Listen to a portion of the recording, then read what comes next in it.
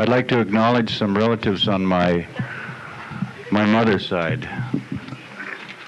First of all, my grandparents, Kelly James, Mr. and Mrs. Kelly James.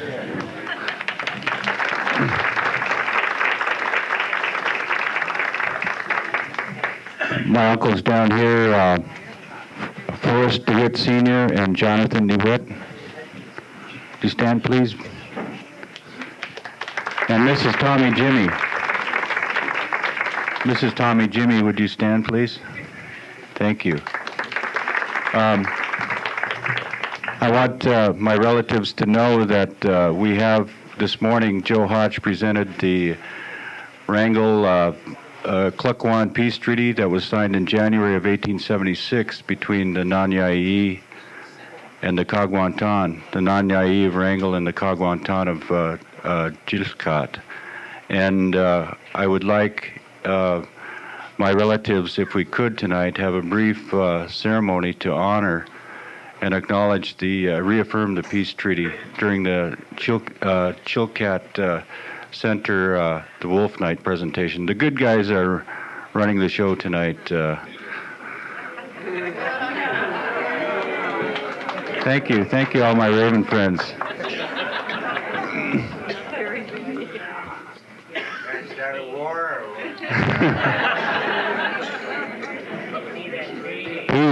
Peace. Our next presenter will be Richard Jackson on Tradition and Transition. Good morning. Thank you, Andy.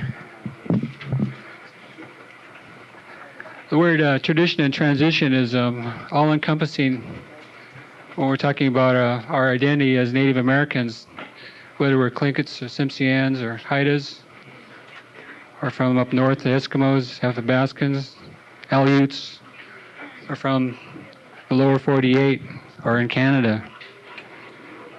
And it's such a broad subject for me as a younger, involved Native person, trying to learn from my mother about the identity that I was born with when I was born into a world of a dominant society which was trying to teach me their identity.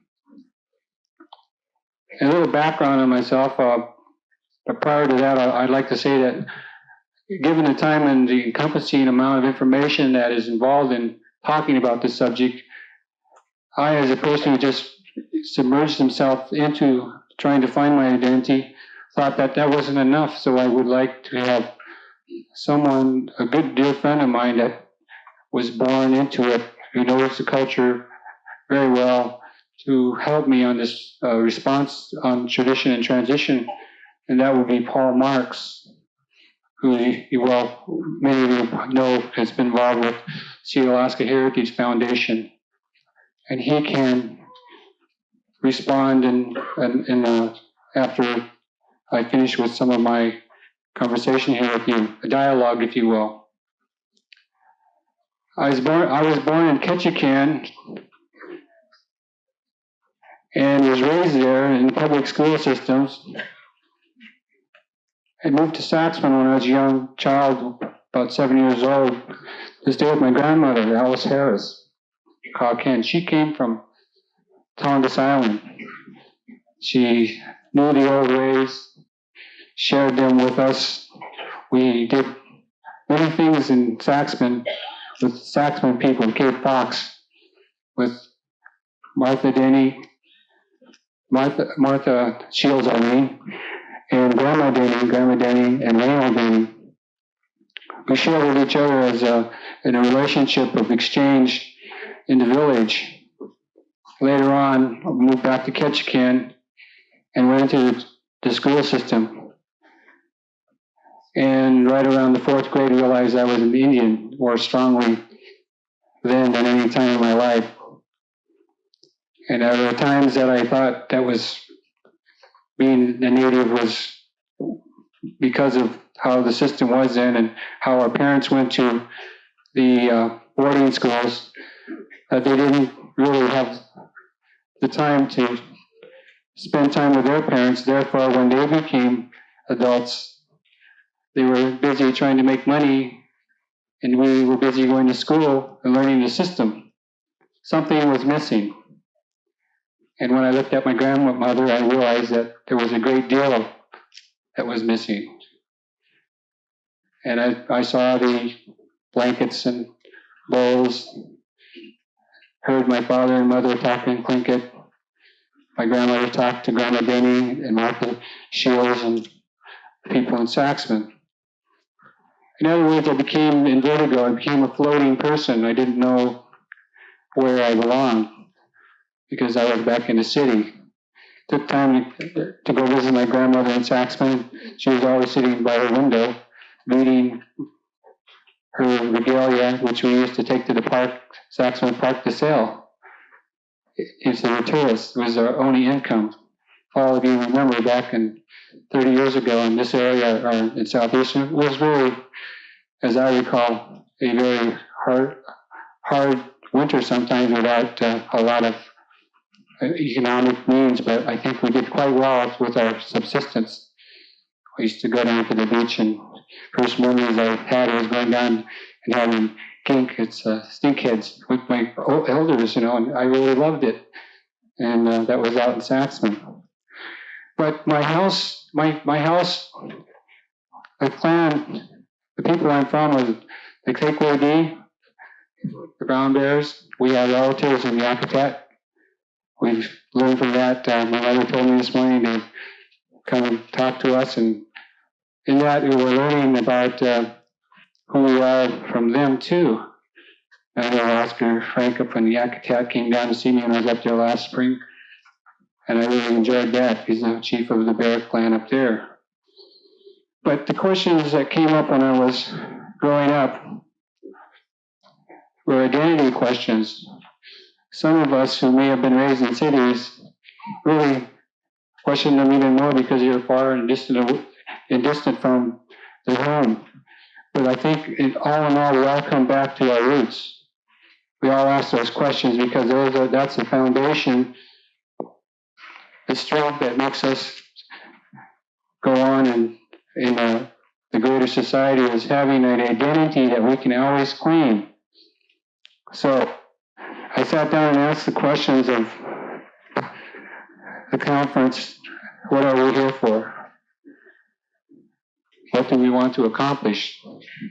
How much culture exists today?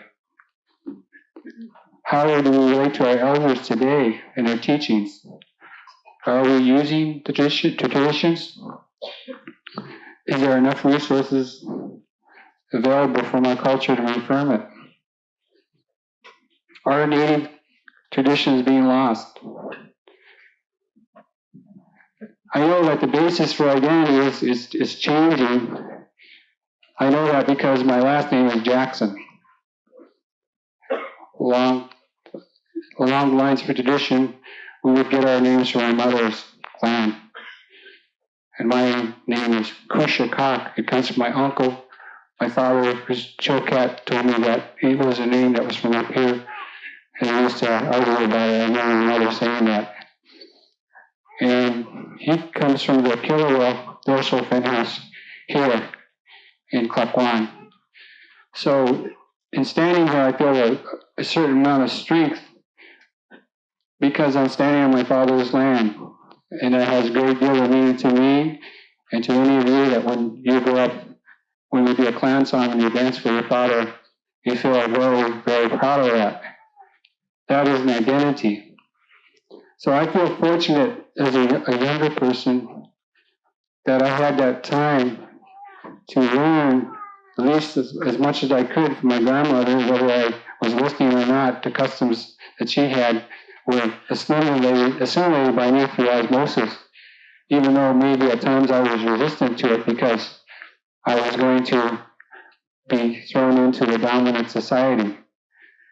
And later on, I realized that I needed that. I needed to look back, look ahead after I see what I am, and never waver in my strength, the knowledge and the pride that my family, my clan, my tribe, and my nation, and my other nations that I share with, in Ketchikan in particular, with the Haidas. There's many of them here who are my best friends who support me in Ketchikan, and the Simpsons in Metlakatla, who one of theirs young people that I served with in Vietnam was lost on my ship, and this spring we had a very good cultural exchange and acknowledged our loss in a memorial. And that those key elements about acknowledging your past through your ancestors and memorializing those that are part of that past give you the strength to pass on to your children. Because without knowing anything about the past, then you have no identity. And one of the problems that I saw growing up was, as I mentioned, was the school system displaced traditional education. I don't ever recall being, and this is my special situation, not maybe some of yours. I think I'm talking for a lot of people here. My uncle ever telling me about where I was from, who I am. My father did because he was available. He took that role on and taught me a lot about the traditions. It was a mobile society, and I'm not blaming my uncles because they traveled. I had uncles that traveled around the world on merchant ships, and they had to make a living. It became an economic living that we had to survive, and they were gone quite often. And later on, I guess when you're between the ages of, I would say, 4 and 12, you learn the most you'll ever learn about your tradition. It cements you. So later on, if you want to know more, you have to really try hard, if you know what I'm saying, about the language and about the history, about your names, about the roots that you belong in, and also if your father is from the same nation, you have to learn about them. The names that they have tie you in with the village that they're from, because the village people there will know just simply by the name whose family you belong to, whose clan. So the system itself was very complex, but it was very solid. And in looking at the transition that we're making today, what we need to do is to, as I see it, is to take the history that we used to pass on orally and take and document it like we are today. If it's by video, by written language, by tape recordings, and the resources are available to do that. See, Alaska Heritage Foundation has done that with the Tlingit language, and through Nora Downhauer and her husband, have done a real fabulous job with teaching those elements. Then it becomes down to you. And Ketchikan, Irma Lawrence has been working on the Haida language, and Robert Kogo, and Clara Natkong has been helpful, and Nora Jackson. They, the elders, have to record that information in a new way. It used to be they used to pass it down to you, right to you. But because we're so mobile, and we're so diverse now, it seems that we don't have time to do that. Do we blame ourselves? Do we look at ourselves as youth and say, this is something that we should be ashamed of, or blame ourselves for not doing it? No, it's a challenge. It's a challenge to each individual here. Is our culture dying? As a youth, it was very much alive, and now there seems to be less and less elders involved in teaching. But I think this forum here allows for that exchange between each other about finding out who we are and where we come from, what our family history is, our family tree relating to your father and your mother, primarily your mother, and looking at from that you can find early relationships within the Native community through marriages. And I think that this is an exciting moment for us as Native people to exchange the dialogue, exchange the sharing of ideas of history. Some of the villages, some of the songs that they sing are not sung anymore, but I find that other villages sing them. So you may find some of your songs that were given to a village maybe returned back to you. And I think that is good. We saw that at Celebration when the Olympic dancers came down and the Sitka people gave them songs as well as Wrangell. We are not lost. We don't waver unless we refuse to acknowledge ourselves as people.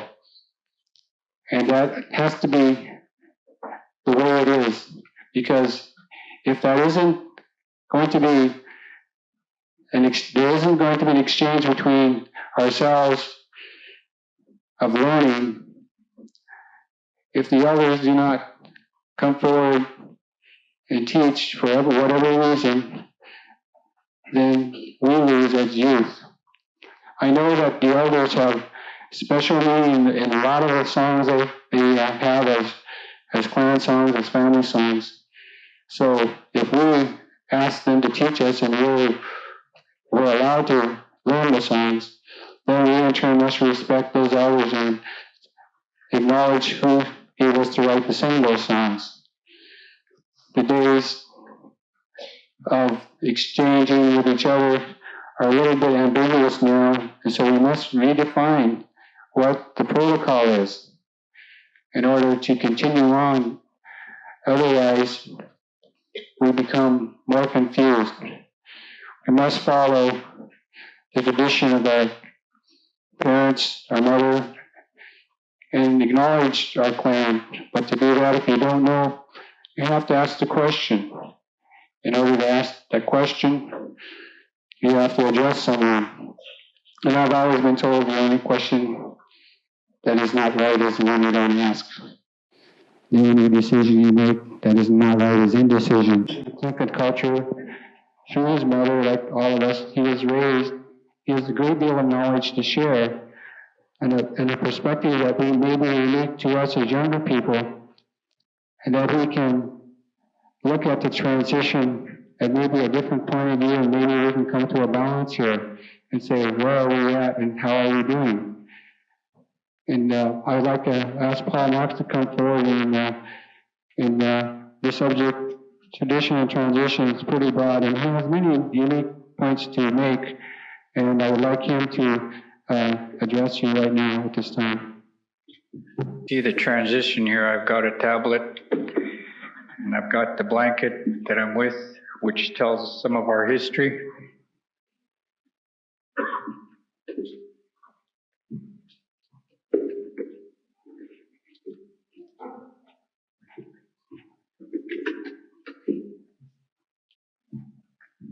Strade no Tlingit clean. Achlis kohas sanihas.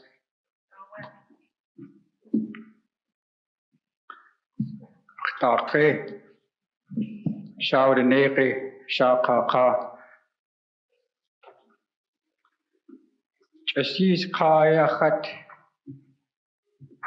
Janwa Chatlakawa Kakoak Haslingit Datat Hosikhanha Haslis Kohasi Hastu Hashagun Dasawa Hashagun Waisa Wasa Hatiyin Chakotach Suwasa Hati Yitat Suwasa Hakwati Hatachkanakayan Tayanawasine Hasis Kohas Tayan Has Ausine Hakosi Ak Hasis Kohas Hasis Kohas Itik Yantu At Yewach Tu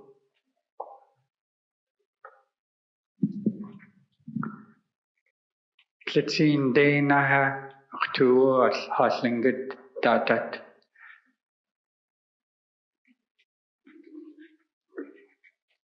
I stand here before you with that transition. When you become weak in your own language, you lean to what is strong in you. Because I stand before people who are bilingual, I stand before elders, and when someone speaks so highly of you, it's very humbling. I appreciate Richard and the things that he's doing, the things that I see him do. I see our Tlingit Tundatani standing there, even though it may be English. Jesu Awacha Tlingit Tundatani. It's still there, our way of thinking of who we are.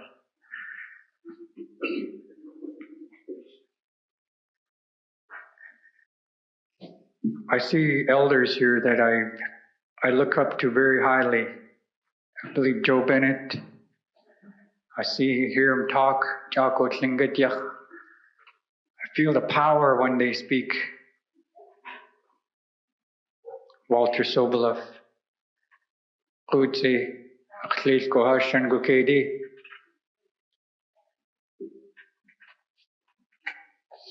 There are others, the New Klein dancers, when I hear them sing the songs, big songs, spiritual songs. We're moving back to our traditions.